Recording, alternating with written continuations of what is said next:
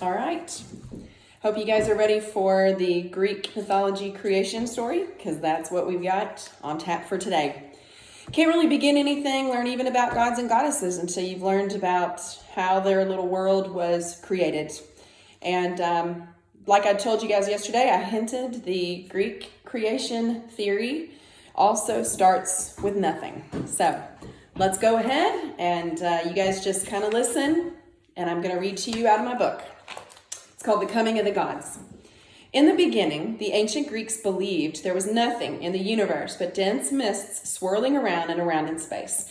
But as the centuries passed, the mists began to separate until at last they divided into two great parts. One was Gaia, or Mother Earth, and the other was Uranus, or Father Heaven. Children were born to Gaia and Uranus, but what peculiar children they were. The first three, monstrous creatures called Hecatoncheires, each had 50 heads and 100 arms, all moving constantly like the waves of an ocean. It made Gaia and Uranus dizzy just to look at them. The next three children were giants called Cyclopes, hideous to look at because each had only one huge eye set in the center of his forehead. And then things improved. The last 12 children, though enormous like the others, were handsome godlike creatures who brought the beauties of nature into the earth, and they were called the Titans. I'm sure most of you have heard of the Titans or Clash of the Titans. Now, though Uranus was proud of the beautiful Titans, he feared the Hecatoncheires and the Cyclopes just because they were so ugly. So he imprisoned them in Tartarus, which are deep caves far beneath the earth.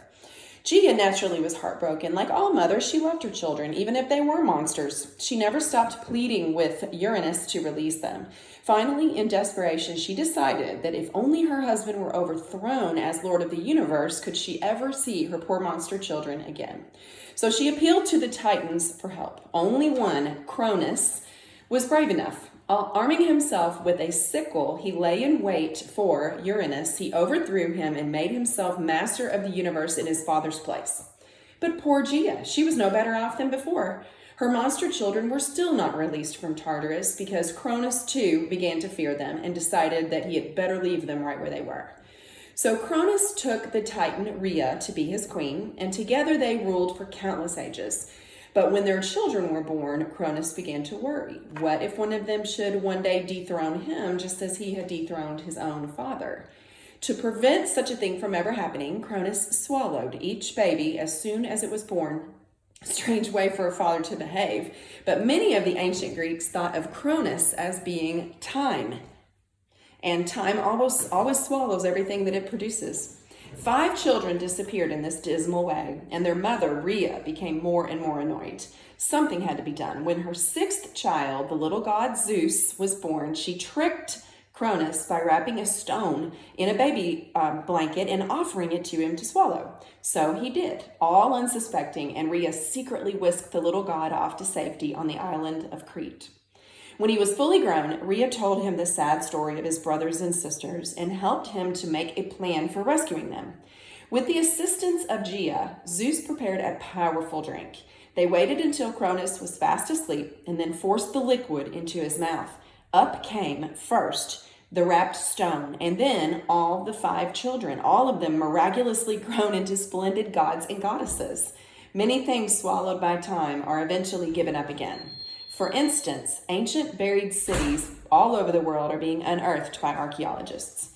Fleeing with his brothers and sisters from the angry Cronus, Zeus prepared for a mighty struggle. Cronus called upon the other Titans for help, then began a war that raged for centuries and nearly wrecked the entire universe. Zeus churned sleeping volcanoes into hissing fury in order to get firebrands to hurl at his enemies. The earth rocked with earthquakes as the Titans ripped up gigantic trees by the roots to use as clubs. Zeus and his force were clever and quick, but the Titans had tremendous strength on their side. So powerful were they that they wrenched off entire mountaintops and flung them at the young gods until the Aegean Sea was dotted with new islands. Zeus and his band retreated to the top of the highest peaks of Mount Olympus and prepared to make one last valiant effort. Swiftly, the Titans began to close in on them. Then Gaia, still grieving for her imprisoned monster children in Tartarus, saw her chance at last. Release the Hecatoncheires and the Cyclopes, she urged. Let them fight for you. They are even mightier than the Titans. Fearfully Zeus agreed, and then down he went into the black pits of Tartarus. One look at the horrible monsters bellowing in rage and clanking their hateful chains almost made him change his mind. Dared he loose these hideous creatures upon the earth? Free us, they pleaded, and we will serve you well. Zeus hesitated no longer. The massive gates of Tartarus swung open, and the monsters clambered up to earth. They were true to their promises. The 50-headed and 100-handed Hecatoncheires lashed the ocean waves into pillars of water that battered the Titans from all sides like iron clubs. For Zeus, the one-eyed Cyclopes forged lightning and thunderbolts that split open the heavens, engulfed the enemy in great sheets of scalding steam, and pulverized their rocky fortresses into sandy heaps. Against such power, even the mighty Titans had to bow, and at last they lay exhausted and beaten at the mercy of Zeus. He punished them in a variety of ways. Some, such as Oceanus and his wife Tethys, were stripped of power that they had held since the world was young. Others were imprisoned down in Tartarus in the same chains that had held the Cyclopes and the Hecatoncheires. The worst fate of all, though, came to Atlas, a Titan so huge and so tall that his hair and beard frequently became tangled in low-hanging clouds. His punishment shall be to bear the weight of the heavens upon his shoulders forever and ever, ordered Zeus.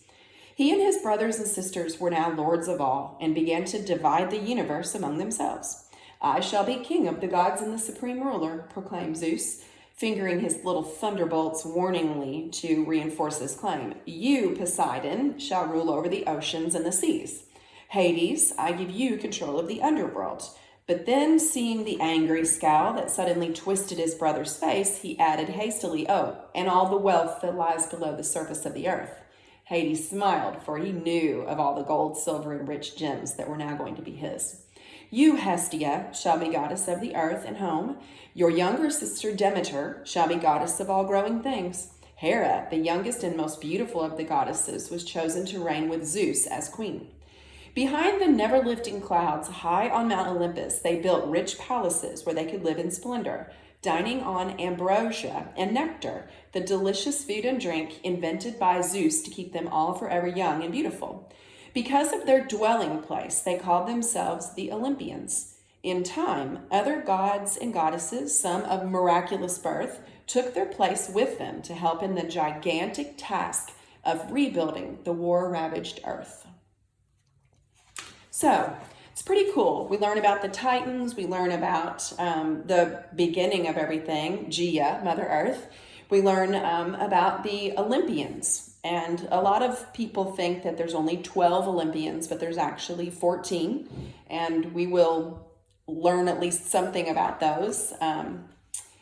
We do have another short one that I want to read to you guys because it's another creation story. This one is the creation of man, okay? And it's like a separate story than the other one, but pretty brief. So I want to read this with you guys, and then you will have just a few, either some questions, I haven't really decided. You'll have some questions or a little writing to do for me about the creation, okay? The creation of man. After the War of the Ages, Zeus had imprisoned or otherwise punished all of the Titans except for two.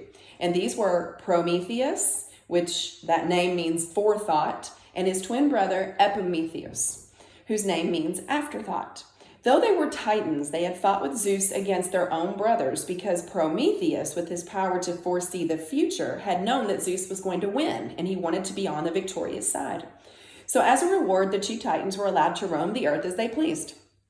To amuse himself, Prometheus often went down to the seashore and molded figures of various shapes and sizes out of the earth's clay.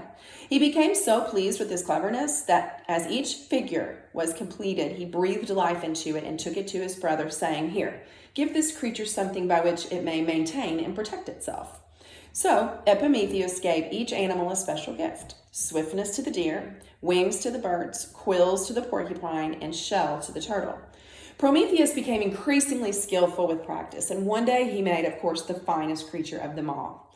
He shaped it like himself and the gods, causing it to stand upright with head high. Proudly, he gave it to Epimetheus and said, "This is man, my masterpiece. Give it the best gift of all." "But I have no more gifts," replied Epimetheus. I've given everything to the other animals." Prometheus was deeply troubled. Man cannot exist without some way to protect himself. If I could give him fire, he would be a match for just about any animal on earth. So Prometheus journeyed to the top of Mount Olympus to get permission from the very king of the gods. Absolutely not, thundered Zeus. I will never allow man to have fire, because with it he would become too powerful. Fire is going to be saved for the immortal gods alone. On the way back to Earth, Prometheus struggled with a very difficult decision. To defy Zeus meant terrible punishment for himself. To obey meant that mankind would perish. But he did not hesitate long. Straight to the sun he went, lighted a torch from its flaming rays, and carried fire to Earth. Secretly, he taught man how to use it for the cooking of his food, making tools and weapons, and creating things of beauty. A spark of the heavenly fire lit man's brain too, awakening his emotions, enabling him to understand, to reason, and to think. His superiority over all other animals was complete. Man was safe, but now Prometheus was not. The angry Zeus sent his strongest servants, force and violence, to capture Prometheus and carry him to the crags of Mount Caucasus, where they bound him to the rocks with heavy chains. Then a fierce vulture was sent to tear at his flesh and feed on his liver every day. That his torment might go on forever, his body was renewed each night. So for untold ages he lay there in agony, because being immortal, he could not die. However, from the lofty summit, he could look down to the valleys below and see the great progress that mankind was making because of the priceless gift of fire that he had given them. And Prometheus did not ever regret his sacrifice. Rescue came at last to the brave Titan, but that's a story for later. And there he is, crafting a giraffe.